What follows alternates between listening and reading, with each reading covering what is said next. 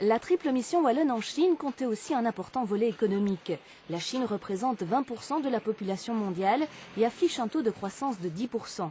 Au train où vont les choses, elle représente le premier marché de l'avenir. En 2050, elle sera la première puissance mondiale.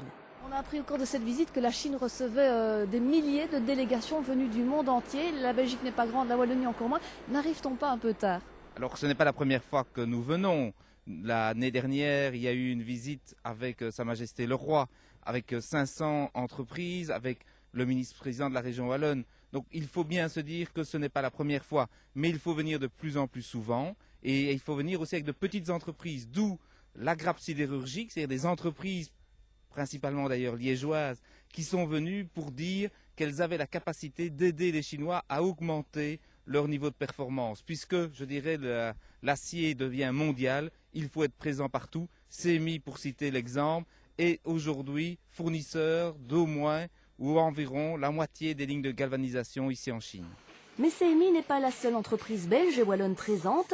Il y a 10 ans, BEA, entreprise liégeoise, active dans la production de détecteurs pour portes automatiques, lançait une production à Pékin. Aujourd'hui, elle emploie 60 personnes et son résultat représente 20% du chiffre d'affaires consolidé pour toutes ses filiales mondiales. Elle fournit uniquement le marché asiatique. Est-ce que vous fabriquez ici exactement les mêmes produits qu'à Liège sur votre site du Sartillement? Non, les produits ont été adaptés aux spécificités du marché local comme il se doit. Certaines fonctions qui sont plus que nécessaires ou certaines spécifications tout à fait nécessaires en Europe pour des raisons de normalisation ne le sont pas ici, donc les produits sont adaptés au marché local. En matière de politique salariale, comment détermine-t-on ici en Chine le salaire par rapport à ce qui se fait par exemple chez nous en Belgique? À peu près la même chose, je dirais. Il y a des recommandations, des spécifications salariales qui sont publiées régulièrement concernant toutes les classes, les catégories d'emploi et nous nous en inspirons pour fixer les salaires. Des salaires nettement inférieurs aux salaires wallons, mais qui selon BEA ne menacent pas l'emploi chez nous. Les chiffres le prouvent. Depuis que nous sommes installés ici, depuis 1996, la croissance des autres filiales n'a pas arrêté de continuer. Donc notre but principal était bien entendu d'aborder le marché local et il n'y a pas d'autre, pour nos produits, il n'y avait pas d'autre façon que d'être sur place et de fabriquer sur place. Un raisonnement tenu par Magoto, autre entreprise liégeoise, qui elle produit des pièces d'équipement destinées aux cimenteries. Il faut savoir que le marché chinois, en plein boom immobilier, produit 45% du ciment mondial.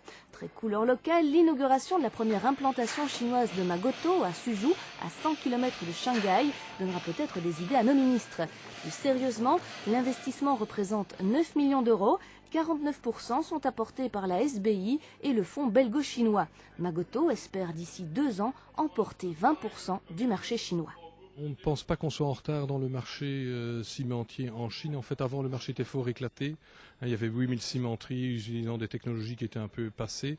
Mais pour le moment, le gouvernement a vraiment décidé, les sociétés privées, de renouveler, en fait, je dirais, le parc industriel de cimenteries. Donc on arrive en fait à un bon moment, au moment où il y a un renouveau, je dirais, dans le marché des cimenteries en Chine. Plus novices en matière de marché chinois, quelques PME actives dans la sidérurgie étaient du voyage. Reçues ici par la direction de Meisheng, filiale de Baosteel, premier sidérurgiste chinois. Elles fournissent toutes Arcelor et Paradox de la globalisation. Leur client principal souhaite les voir plus performantes à la grande exportation. Advance Coating, basé à Sclessin et spécialisé dans le revêtement, tire déjà un bilan positif du voyage. Dans quel délai pourrez-vous être certain que ces contacts donneront quelque chose? Déjà cette semaine-ci en tout cas, et nous prévoyons revenir ici au mois de janvier-février de nouveau avec une partie de la grappe pour revenir finaliser un peu les différents contacts. Est-ce que ces contacts pourraient mener à la création d'une filiale d'Advance Coating ici? On espère. C'est vraiment le but premier pour lequel je suis venu ici. Maintenant on va un petit peu voir avec différentes choses potentielles à avoir, mais on espère vraiment faire quelque chose.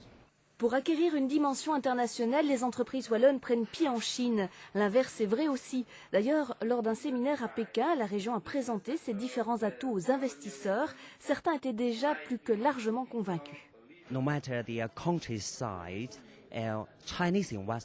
Peu importe la taille du pays, les investisseurs chinois ont différentes intentions pour s'intéresser à l'Europe, pour les usines, pour les gens qui veulent couvrir toute l'Europe.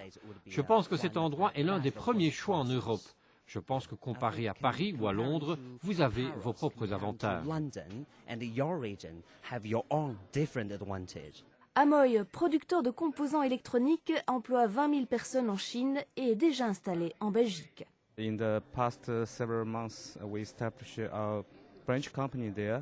Ces derniers mois, nous avons lancé une filiale là-bas pour développer un centre opérationnel pour la logistique, le management, les services commerciaux et techniques pour l'Europe entière.